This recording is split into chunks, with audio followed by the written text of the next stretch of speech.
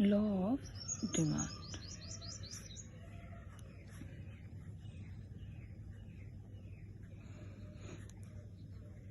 जिसे कि हिंदी में क्या कहते हैं बेटा, मांग का नियम।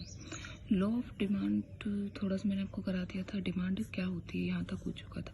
अब बात आती है कि डिमांड है जो उसको फैक्टर्स कौन कौन से फैक्टर्स अफेक्टिंग डिमांड।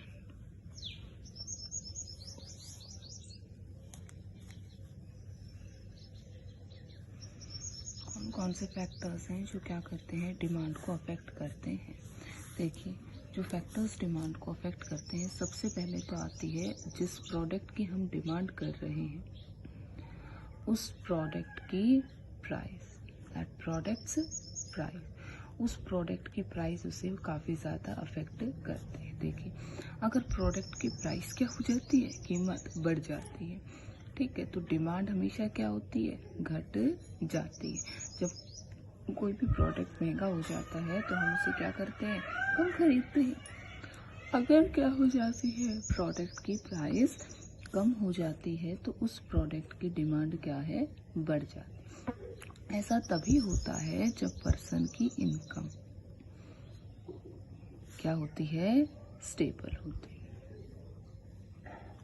यानी कि इनकम के अंदर अगर चेंजेस नहीं होते हैं और प्राइस इंक्रीज होती है तो डिमांड कम हो जाती है, और जब प्राइस कम होती है तो पर्सन क्या कर देता है, डिमांड को बढ़ा देता है।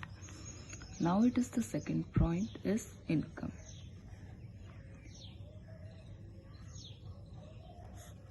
Of consume.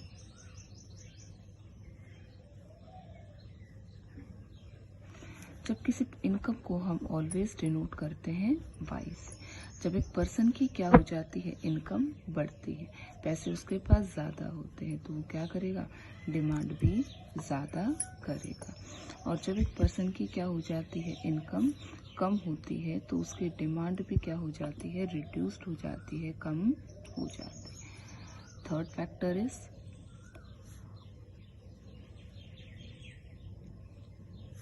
Price of related good. Related good यानी कि हम रिलेटेड गुड्स को टू कैटेगरीज के अंदर उससे संबंधित प्रोडक्ट कैटेगरीज के अंदर क्या करते हैं, डिवाइड करते हैं। फर्स्ट आ जाती है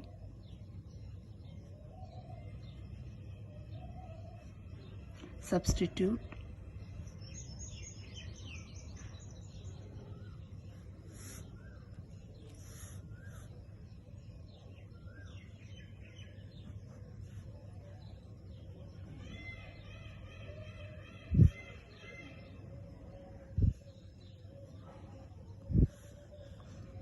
प्रोडक्ट।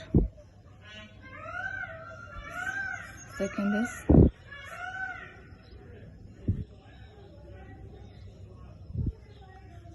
Complementary product. बेटा, जो सब्स्टिट्यूट प्रोडक्ट्स होते हैं दे आर यूज्ड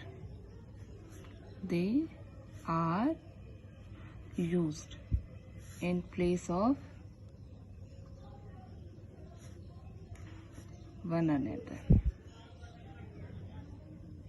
एक दूसरे के स्थान पर जिसे हम यूज करते हैं, जैसे कि पेप्सी, कोक, दोनों ही क्या है, बीवरेजेस के अंदर आते हैं, ड्रिंकिंग प्रोडक्ट्स है। मान लीजिए अगर पेप्सी के प्राइसेस बढ़ जाते हैं तो हम क्या करेंगे, कोक को परचेज कर लेंगे, कोक की डिमांड बढ़ा देंगे। अगर पेप्सी की कीमत क्या हो जाती है, घट जाती है, तो कोक की डिमांड कम हो जाती। क्यों? क्योंकि कोक की प्राइस में तो कोई चेंज ही नहीं हुआ है। कोक के जो कस्टमर्स हैं वो क्या करेंगे, पेप्सी को परचेज कर लेंगे। क्यों? क्योंकि उसकी जो कीमत है वो क्या हो गई है, कम हो गई है। इसी तरह से सब्स्टिट्यूट गुड्स का अनदर एग्जाम्पल है T and coffee. Substitute goods वो गुड्स होते हैं जो एक के स्थान पर हम क्या कर सकते हैं, दूसरे प्रोडक्ट को यूज़ कर सकते हैं।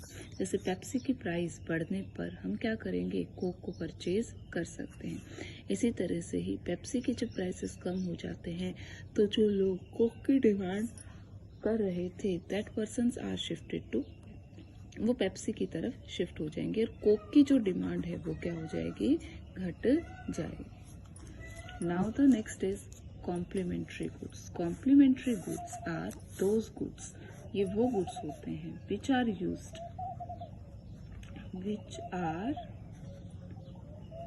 यूज्ड इन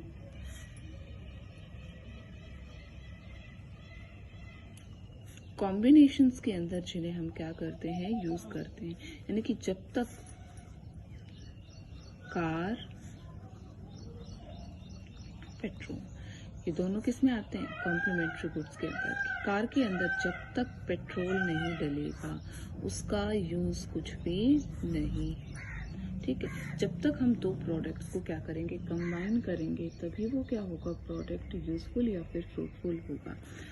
तो उसे हम क्या कहते हैं, कॉम्प्लीमेंट्री गुड्स कहते हैं। अब इसके अंदर डिमांड और प्राइस का रिलेशन भी देखिए।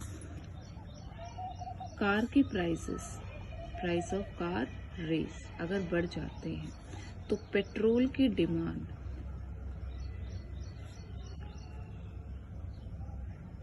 क्या हो जाएगी, घट जाएगी। क्यों, क्योंकि कार की कीमत बढ़ने पर लोग कार कम परचेज करेंगे। क्या करेंगे, कम परचेज करेंगे। जब कार कम होगी तो पेट्रोल की डिमांड भी क्या होगी, कम होगी।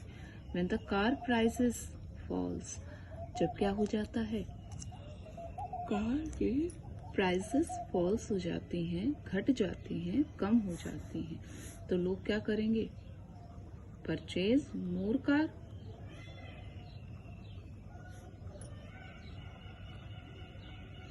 ज्यादा कारें क्या होंगी, परचेज की जाएंगी। As a result demand of petrol rises, क्या हो जाएगी, राइज हो जाएगी, इसकी डिमांड बढ़ जाएगी। So this is the behaviour of related goods.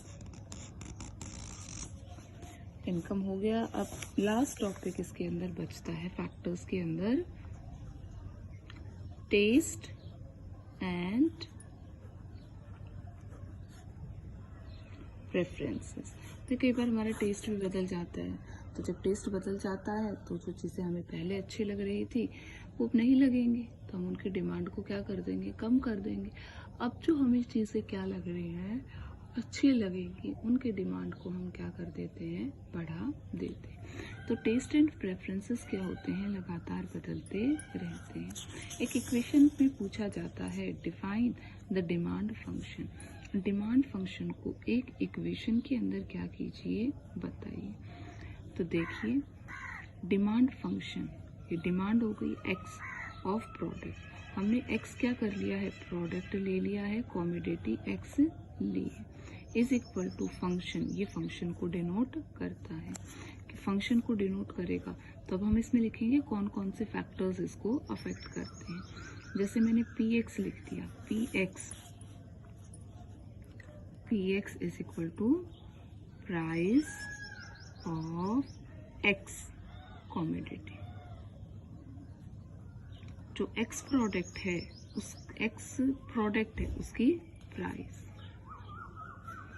इसके बाद में आएगा P R bar, price of related good. क्या होता है, P bar R is equal to price of related good. After that is Y bar, income. Y bar is income.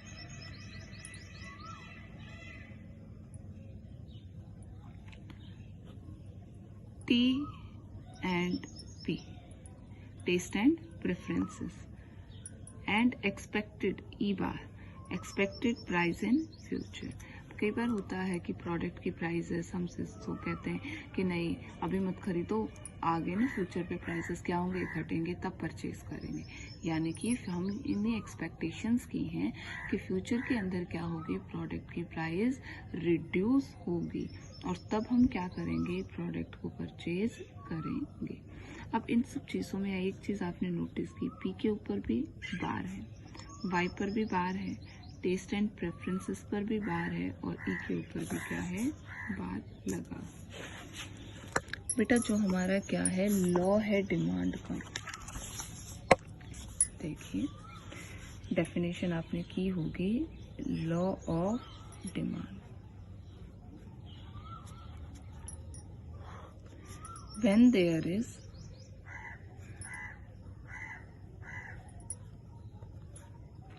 negative relationship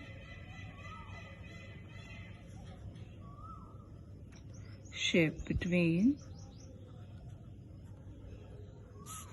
price and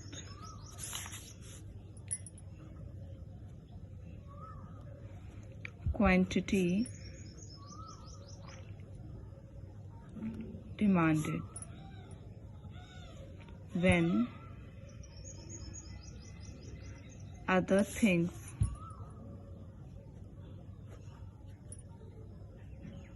remain constant। अन्य बातें समान पे देखो, other things remain constant, या क्या लिखते हैं, other factors remain constant.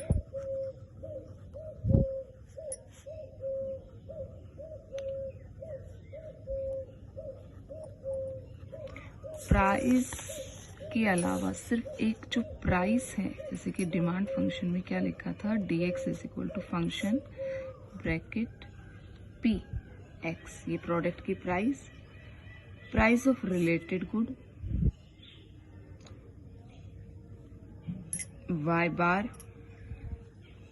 Test and preferences के ऊपर भी बार था और एक्सपेक्टेड प्राइस इन फ्यूचर के ऊपर भी लाइन लगी हुई है, बार लगा हुआ।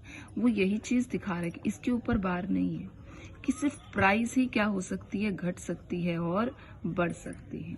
बाकी ये जितने भी क्या है फैक्टर्स हैं, ये बार लगा हुआ है, उसका मतलब है दैट दे आर कांस्टेंट। बार का मतलब है फैक्टर्स क्या हैं, जो कांस्टेंट है। ये कांस्टेंट है, स्टेबल है, इनके अंदर नो चेंजेस।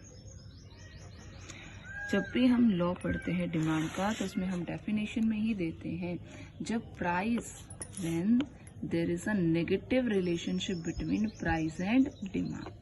नेगेटिव रिलेशन होता है प्राइस के अंदर और डिमांड के अंदर। जब भी किसी प्रोडक्ट की प्राइस बढ़ती है, डिमांड कम होती है। लेकिन ये सिचुएशन कब होती है, तभी होती है जब ये जितने भी फैक्टर्स हैं ये सभी क्या रहते हैं, कांस्टेंट रहते हैं, इनके अंदर कोई भी चेंजेस या बदलाव नहीं किया जाता है। तब अगर इनमें चेंज होगा तो ये नेगेटिव रिलेशन नहीं होगा। क्यों? क्योंकि अगर इनकम बढ़ गई और प्राइस बढ़ गई तो डिमांड पर कोई भी इफेक्ट नहीं होगा। सो लॉ ऑफ डिमांड ये कहता है कि when there is a negative relationship between price and demand, when other things being constant, अन्य बातों के कांस्टेंट रहने पर जो नेगेटिव रिलेशन होता है प्राइस और क्वांटिटी डिमांडेड के बीच में, that is known as law of demand. अब ये जो हमारा लॉ है एज पर योर सिलेबस आपके दोनों दे रखे हैं कि demand is divided into two types.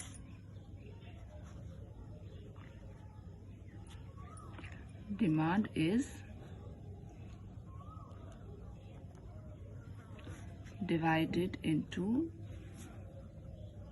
Two types.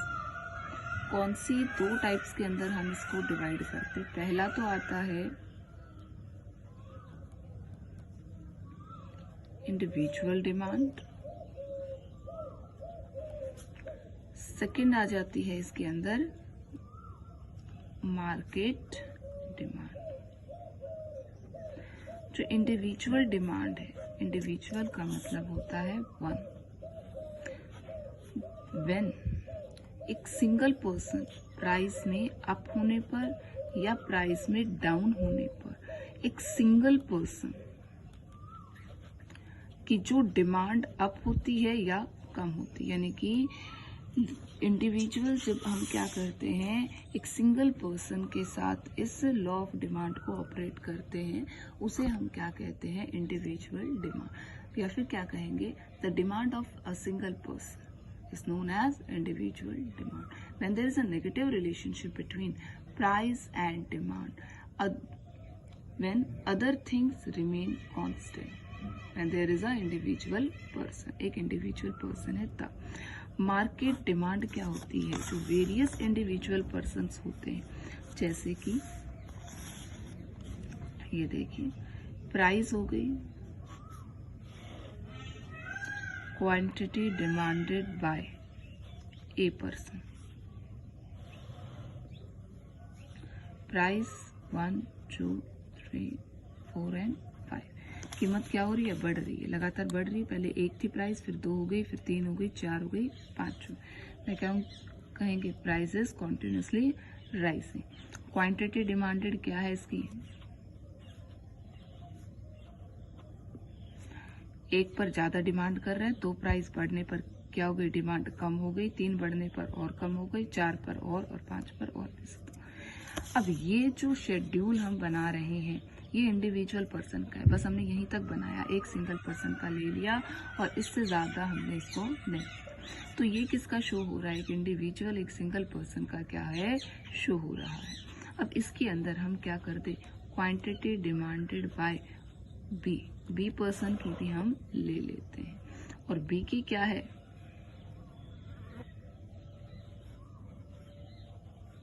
ये आ गई। अब हम 2 व्यक्ति हो गए, तो इंडिविजुअल की तो रही नहीं है, ये सिंगल डिमांड तो नहीं रही।